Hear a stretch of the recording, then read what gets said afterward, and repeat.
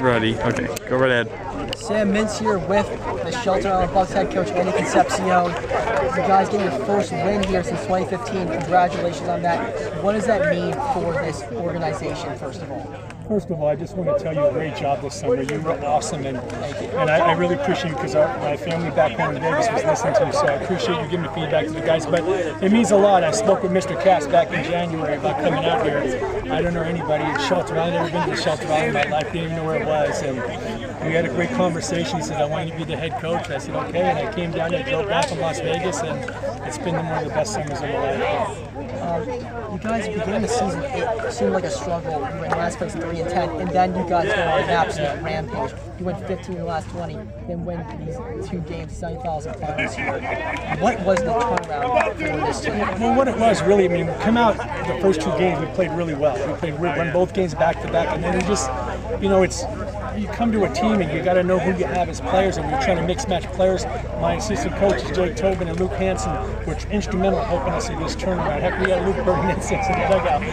Not burning sage in the dugout because we had 8 games. We had to come up with something. But I think it was just getting guys to believe in one another, guys to believe in each other, and understand, some of these guys don't know each other neither. And it's just finding who you are, what type of position you play, and meaning, hey, is he my second baseman? Is he my third baseman? Because we had 10 shortstops.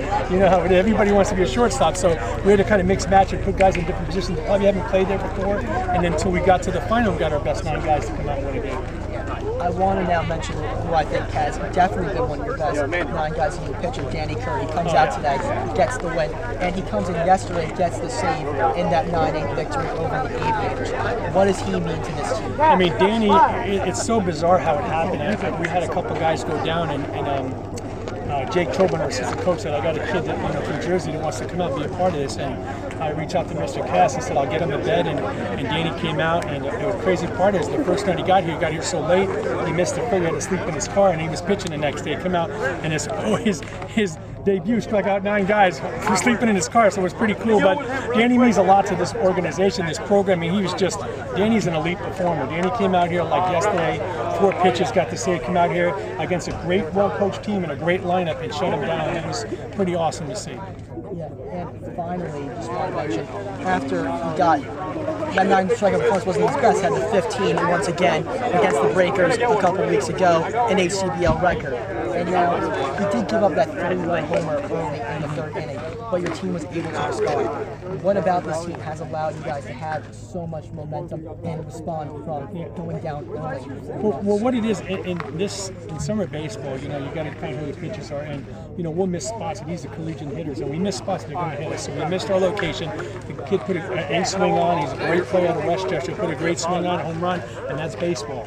We didn't lose confidence. We lose back. I mean, we've been behind before. We know how to bounce back. We know to come back. Those 8 games was probably losing those 8 games was probably the best thing that happened to this team because it showed us who we were as a team, and we kind of bonded together. And ever since our run was 15 or whatever it was, the last couple of games we won 5. I think it was 5 in a row, 4 in a row towards the end. So it was pretty awesome. And finally, I just want to ask about J.D. Stemhagen, today's MVP of the 2026 HCBL Championship. What has he meant to this team? I mean, JD he's the rock and soul. I mean, the glue to this team. I remember meeting JD.